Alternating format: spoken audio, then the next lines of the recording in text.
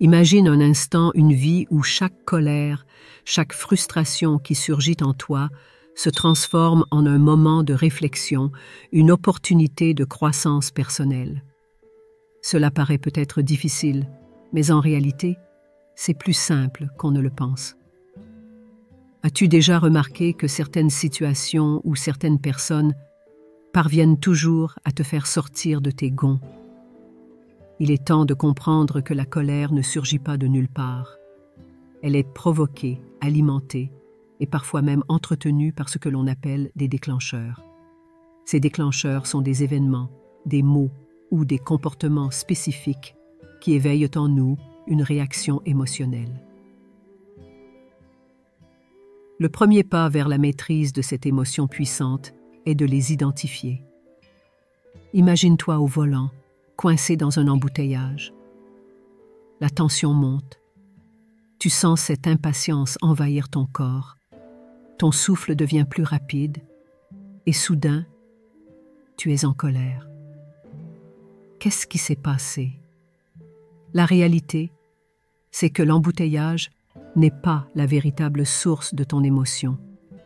Ce n'est qu'un prétexte.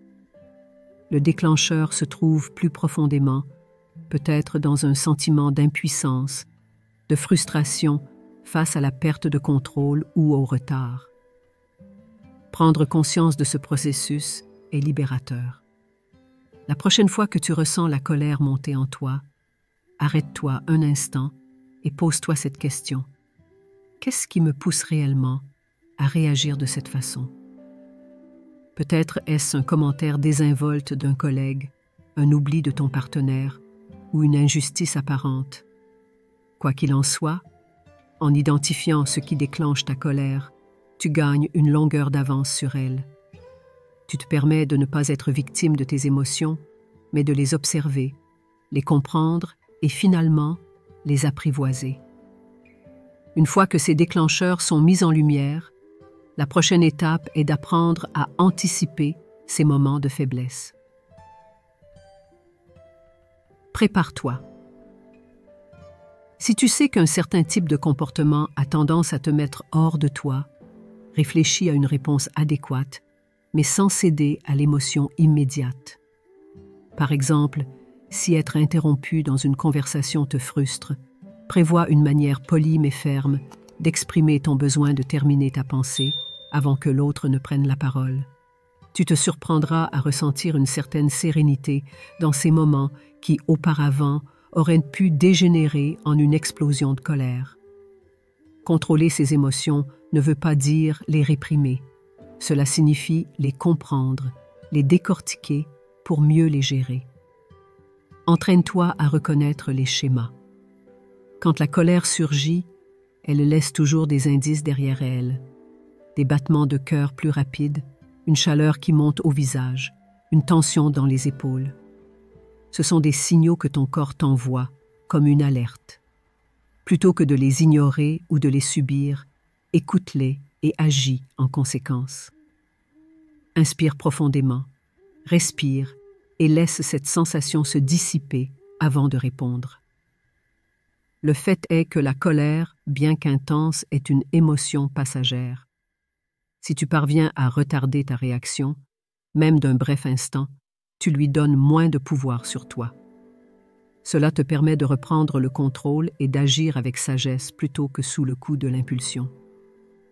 En apprenant à reconnaître ces déclencheurs, tu fais un premier pas décisif vers une vie plus paisible et épanouissante. La colère n'est pas ton ennemi. Elle est un signal que quelque chose en toi a besoin d'attention. Sois curieux de cette émotion, utilise-la comme un outil pour mieux te comprendre et tu verras qu'au lieu d'être une source de stress, elle deviendra une opportunité de croissance personnelle. La colère a un pouvoir dévastateur et pourtant, nous nous accrochons souvent à elle, persuadés qu'elle nous protège ou qu'elle est justifiée. Mais réfléchis un instant. Combien de fois la colère t'a-t-elle vraiment apporté satisfaction, une solution durable ou un véritable sentiment de justice? Probablement jamais. Au lieu de cela, Elle laisse souvent derrière elle un sillage de regrets, de douleurs et de relations endommagées.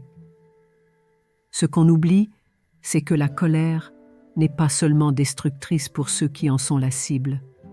Elle nous blesse avant tout, nous qui la nourrissons. Le Bouddha disait que garder la colère en soi, c'est comme tenir une braise en espérant qu'elle brûlera quelqu'un d'autre. En fin de compte, c'est toujours celui qui la retient qui se blesse le plus. La colère est un fardeau inutile, une émotion qui, lorsqu'elle est prolongée, alourdit notre esprit, nous consume et finit par obscurcir notre jugement. Pourquoi alors nous accrochons-nous si fort à elle? La prochaine fois que tu te sens en colère, essaie quelque chose de différent. Plutôt que de chercher à punir, à blâmer ou à réagir impulsivement, concentre-toi sur la guérison. Pose-toi cette question. Qu'est-ce que je peux faire pour me libérer de cette colère et pour réparer ce qui a été brisé? Cela ne signifie pas excuser ou oublier les torts commis, mais il s'agit plutôt de tourner ton attention vers toi-même et de chercher à apaiser cette brûlure intérieure. La guérison commence souvent par la compréhension. Nous sommes tous humains, avec nos faiblesses, nos erreurs et nos maladresses. Reconnaître cette humanité dans l'autre, même dans celui qui t'a blessé, est le premier pas vers la guérison. La personne qui t'a fait du mal a agi avec ses propres peurs, ses propres faiblesses.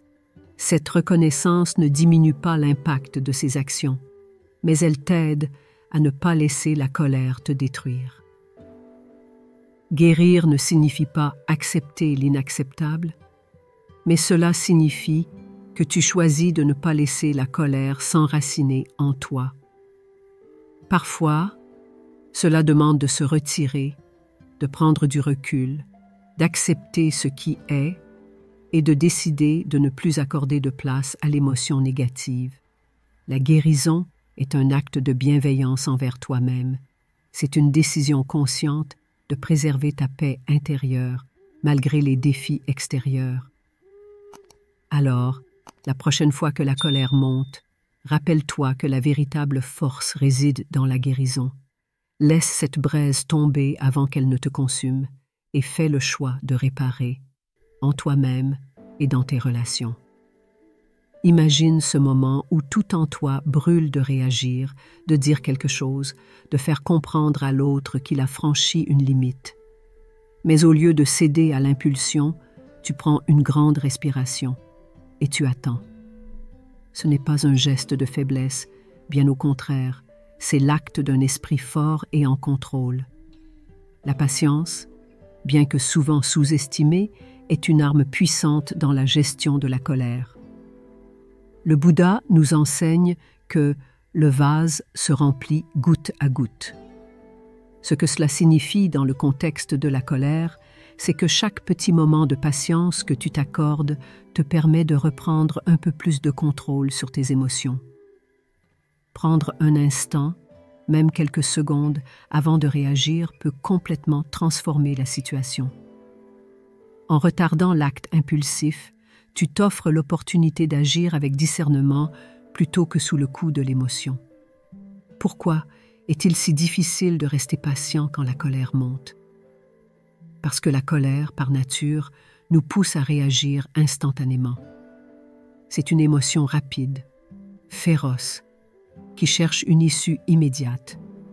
Mais justement, cette rapidité est ce qui nous amène souvent à regretter nos actions ou nos paroles plus tard.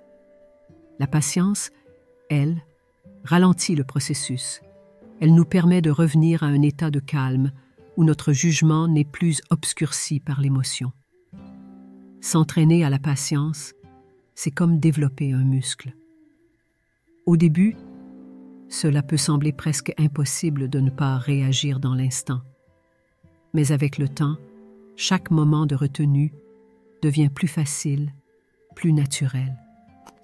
Lorsque tu ressens la colère monter, essaye d'abord de t'accorder un délai, un instant de réflexion, une respiration profonde, un geste simple comme sortir marcher quelques minutes.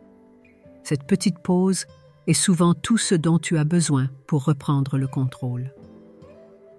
Un des grands avantages de la patience est qu'elle te permet de voir la situation sous un autre angle. Ce qui semblait si grave dans le feu de l'instant devient souvent beaucoup moins dramatique après un moment de recul. En donnant à tes émotions le temps de s'apaiser, tu découvres une plus grande clarté et une meilleure capacité à répondre de manière constructive. Le pouvoir de la patience réside dans cette capacité à transformer la colère en réflexion, à éviter les regrets et à gérer les conflits avec une sagesse plus profonde. Section 4. Choisir ses amis judicieusement. Nous sommes la somme des personnes que nous côtoyons. Tu as probablement entendu cette idée des dizaines de fois, mais l'as-tu vraiment considérée? Nos amis, notre entourage, influencent non seulement notre façon de penser, mais aussi nos émotions. As-tu déjà remarqué que certaines personnes dans ta vie semblent amplifier ta colère, tandis que d'autres t'aident à rester calme, serein et centré? Ce n'est pas une coïncidence. Dans le bouddhisme, l'entourage joue un rôle crucial dans notre quête de paix intérieure. Si tu te retrouves souvent en colère ou frustré par les comportements de ceux qui t'entourent, il est peut-être temps de réévaluer ces relations. Ce n'est pas une question de juger ou de rejeter les autres, mais plutôt de comprendre quelle influence ces personnes ont sur ton bien-être émotionnel. Certaines amitiés, aussi anciennes ou précieuses soient-elles, peuvent devenir toxiques si elles nous entraînent constamment dans des états émotionnels négatifs. Ces relations qui alimentent la colère, l'envie ou la frustration ne t'aident pas à avancer sur ton chemin vers la sérénité. Il n'est pas nécessaire de couper les ponts brutalement, mais un réajustement est parfois nécessaire. Parfois, prendre un peu de distance, passer du temps avec des personnes plus alignées sur tes valeurs de paix et de bienveillance peut faire une différence immense. Choisir ses amis judicieusement ne signifie pas uniquement éviter ceux qui provoquent de la colère. Il s'agit aussi de rechercher des personnes qui t'encouragent à devenir la meilleure version de toi-même, des amis qui te soutiennent dans ta quête de paix intérieure, qui te poussent à grandir plutôt qu'à te complaire dans la négativité. Ces relations nourrissantes sont celles qui non seulement t'apportent du bonheur, mais qui te protègent des pièges de la colère. Les vrais amis ne sont pas ceux qui attisent ta colère, mais ceux qui apaisent tes tempêtes intérieures. Ces compagnons de vie sont comme des ancrages, te rappelant, même dans les moments de tension, qui tu es vraiment et ce que tu cherches à devenir. Il est étonnant de voir à quel point nous cherchons parfois, inconsciemment, des raisons d'être en colère.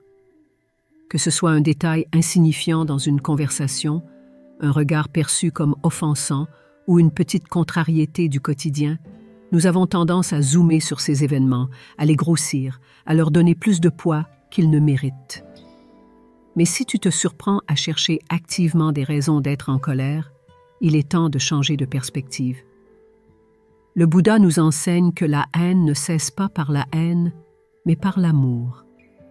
Cela signifie que plus tu cherches des motifs de colère, plus tu en trouveras, et plus cette émotion envahira ta vie. Mais que se passerait-il si, au lieu de chercher des raisons d'être en colère, tu cherchais activement des raisons de pardonner, de comprendre, d'aimer? Cela ne veut pas dire ignorer les torts ou accepter l'inacceptable. C'est plutôt une invitation à ne pas donner plus d'importance à ces petites blessures qu'elles n'en méritent. Si quelqu'un t'a vexé, pose-toi la question. Est-ce vraiment si grave que cela mérite que je sacrifie ma paix intérieure? Souvent, la réponse est non. En adoptant cette nouvelle façon de voir les choses, tu développes un esprit plus léger, moins enclin à la rancune et à la colère. Tu choisis de ne pas laisser les autres contrôler tes émotions.